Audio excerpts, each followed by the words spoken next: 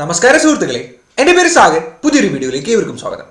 ഒരു ദിവസം എനിക്ക് വരുന്ന മെസ്സേജുകളിലെ ഏറ്റവും കൂടുതൽ പ്രാവശ്യം റിപ്പീറ്റഡ് ആയിട്ട് ചോദിക്കുന്ന ഒരു ചോദ്യമാണ് നമ്മുടെ ഈ എക്സാമിന് വേണ്ടിയിട്ടുള്ള ഓപ്റ്റ് ഔട്ട് ഓപ്ഷൻ എപ്പോഴാണ് വരുന്നത്. സിറ്റുവേഷൻ ഞാൻ പറഞ്ഞുതരാം. അതായത് നിങ്ങൾ പലരും ചോദിക്കുന്നത്, ഞാൻ ഓൾറെഡി 2 ഗ്രൂപ്പിന് രജിസ്റ്റർ ചെയ്തു, എനിക്ക് ഒരു ഗ്രൂപ്പ് ഇപ്പോൾ ഓപ്റ്റ് ഔട്ട് ചെയ്യണം, ഞാനിപ്പോൾ പ്രിപ്പറേഷൻ സ്റ്റാർട്ട് ചെയ്തപ്പോൾ ഇനി അതുകൊണ്ട് ഒരു ഗ്രൂപ്പേ പറ്റുന്നുള്ളൂ, ഒരു ഗ്രൂപ്പാണ് എക്സാം എഴുതാൻ പോകുന്നത്, അടുത്ത ഗ്രൂപ്പ് എപ്പോഴാണ് ഓപ്റ്റ് ഔട്ട് ചെയ്യേണ്ടത്, ആ ഓപ്റ്റ് ഔട്ട് ഓപ്ഷൻ ഓൾറെഡി കഴിഞ്ഞോ, അത് ഇനി നമുക്ക് ചെയ്യാൻ പറ്റുമോ, എങ്ങനെയാണ് ഓപ്റ്റ് ഔട്ട് ചെയ്യേണ്ടത് എന്നുള്ള ചോദ്യങ്ങളാണ് നിങ്ങൾ പലരും ചോദിക്കുന്നത്. എനിക്കറിയാം എക്സാം എഴുതുന്നതിൽ കുറേ പേർക്ക് ഈ ഒരു സംശയം കാണും.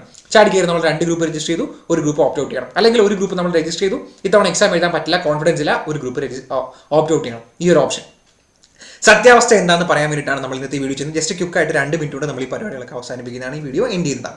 സംഭവം ഞാൻ പറഞ്ഞുതരാം. ഈ ഓപ്റ്റ് ഔട്ട് ഓപ്ഷൻ എന്ന് പറഞ്ഞാൽ എല്ലാ എക്സാമിനും കൊടുക്കുന്ന ഒരു ഫെസിലിറ്റി ആണെന്നാണ് എല്ലാവരും വിചാരിച്ചു വെച്ചിരിക്കുന്നത്. അങ്ങനെയൊന്നും അല്ല. ഇത് കൊറോണ ആയതുകൊണ്ട് മാത്രമാണ് എക്സാം എഴുതാൻ പറ്റാത്ത ആൾക്കാർക്ക് ഓപ്റ്റ് ഔട്ട് ഓപ്ഷൻ കൊണ്ടുവന്നിരിക്കുന്നത്. മനസ്സിലായി? അതിന് മുന്നൊന്നും ഓപ്റ്റ് ഔട്ട് ഓപ്ഷൻ ഇല്ല. നമ്മൾ രജിസ്റ്റർ ചെയ്താൽ ഒന്നുകിൽ എക്സാം അറ്റൻഡ് ചെയ്യുക, അല്ലെങ്കിൽ എക്സാം അറ്റൻഡ് ചെയ്യാതിരിക്കുക. എക്സാം അറ്റൻഡ് ചെയ്തില്ലെങ്കിൽ നമ്മുടെ അറ്റംപ്റ്റ് ആയിട്ട് അത് കൗണ്ട് ആവില്ല. എക്സാം അറ്റൻഡ് ചെയ്തിട്ട് ഫെയിൽ ആയി കഴിഞ്ഞാൽ അറ്റംപ്റ്റ് ആയിട്ട് കൗണ്ട് ആവും.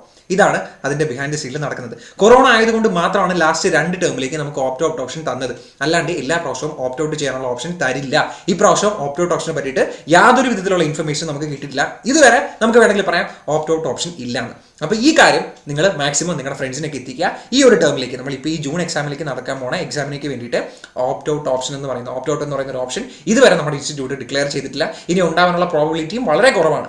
കാരണം ഞാൻ പറഞ്ഞില്ലേ, കഴിഞ്ഞ വട്ടം കൊറോണ ആയതുകൊണ്ട്, കൊറോണയുടെ റീസൺ ആയതുകൊണ്ടാണ് 2 വട്ടവും എക്സാം എഴുതാൻ പറ്റാത്ത ആൾക്കാർക്ക് ഓപ്റ്റ് ഔട്ട് ചെയ്യാം.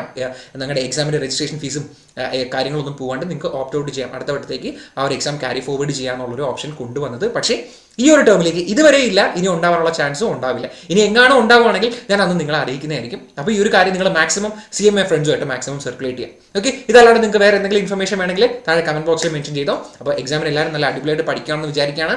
എക്സാമിന് ചൂടേറി അടുത്തു. ഇനി നമുക്ക് 1 മാസം കുറച്ച് ദിവസങ്ങൾ മാത്രമേ ഉള്ളൂ. അപ്പോൾ അടിപൊളിയായിട്ട് പഠിക്കാം, എക്സാം പാസ്സാവുക, ഇന്റർമീഡിയറ്റ് ആയാലും ഫൈനൽ ആയാലും. അപ്പോൾ എല്ലാവർക്കും ബെസ്റ്റ് ഓഫ് ലക്ക്. നമുക്കിനി മറ്റൊരു വീഡിയോയിൽ കാണാം.